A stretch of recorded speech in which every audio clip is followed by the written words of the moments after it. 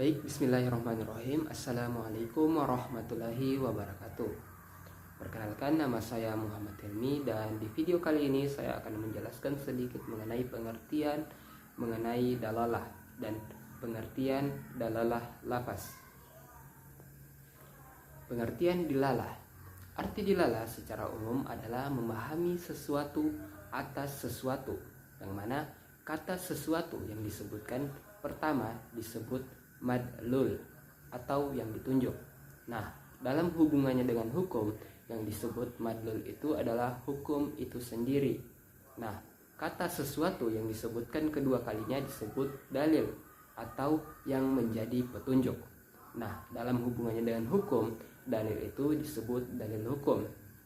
Nah, untuk dilalah itu sendiri terbagi menjadi dua, yaitu dalalah lafaz dan ghairu lafaz.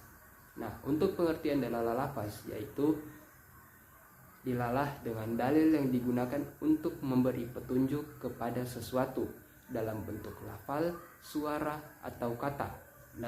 Dengan demikian, lafal, suara, dan kata menunjukkan kepada maksud tertentu. Warahmatullahi wabarakatuh. Perkenalkan, nama saya Berlian Gogo, NIM 2130 7008. Baik, di sini saya akan menjelaskan tentang pengertian dalalah ghairu lafziyah atau dalalah bukan lafaz. Nah, dalalah ghairu lafziyah adalah dalil yang digunakan bukan dalam bentuk suara atau pula bukan dalam bentuk kata.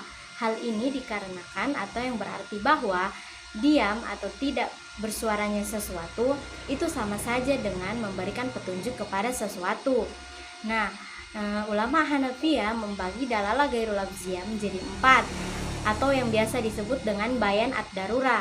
Nah, bayan ad-darurah ini diantaranya yang pertama, jika lafaz yang disebut menimbulkan pengertian pada sesuatu yang didiamkan, berarti kalimat tersebut atau lafaz tersebut tidak ada di dalam kalimat. Yang kedua, tiangnya seseorang wajib menjelaskan secara mutlak kejadian tersebut. Yang ketiga, diamnya seseorang dianggap sama dengan perkataannya untuk mencegah terjadinya penipuan atau penyamaran atau kesamaran.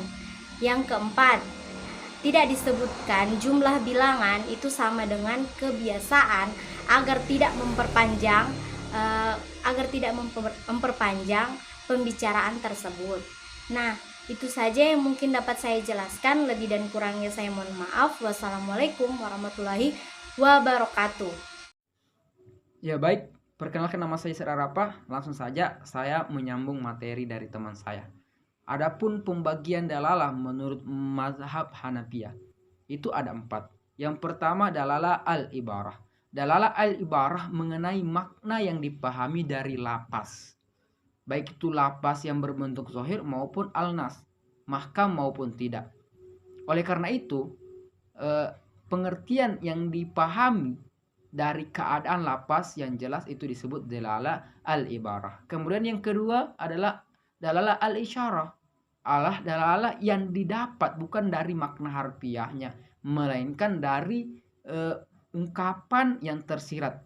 Jadi dalalah al-isyarah maknanya bukan dari apa yang tertulis, melainkan konsekuensi dari teks yang tertulis itu.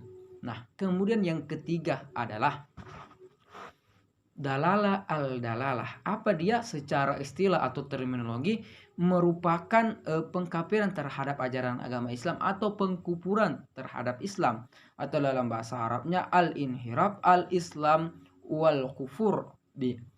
Nah, pengkufuran atau pengkafiran terhadap kegiatan yang berbentuk usul, bukan kegiatan yang berbentuk furu, tapi kegiatan yang berbentuk usul yang berkaitan dengan akidah. Nah, kemudian yang terakhir teman-teman, atau yang keempat, yaitu iktidak nas. Apa dia? Petunjuk dari lapal nas yang tidak disebutkan lapalnya. Petunjuk ini akan dapat dipahami jika lapal tersebut ditambahkan sebagai penjelasnya. Nah, mungkin itu saja dari saya. Sebagai penutup dari kelompok 3, mohon maaf apabila ada kesalahan kata, perbuatan, karena kami masih dalam proses pembelajaran. Seakhiri dengan ucapan Allahumma musta'an. Wassalamualaikum warahmatullahi wabarakatuh.